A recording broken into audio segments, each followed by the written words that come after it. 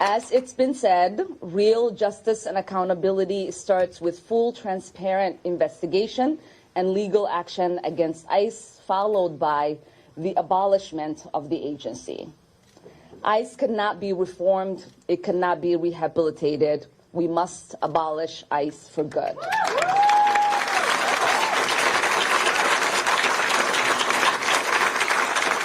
And DHS Secretary Kristi Noem must resign or face impeachment.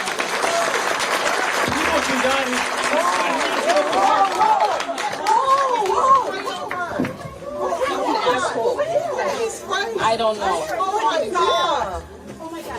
Oh my God, he sprayed something on her.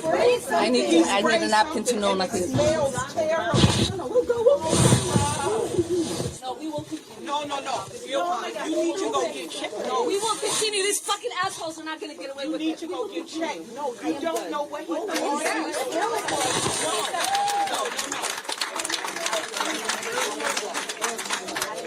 That's whatever it is smells so bad. She needs to go get checked. I don't know what that was. That's what they want. Please don't let them know. It's not about him, Ilhan.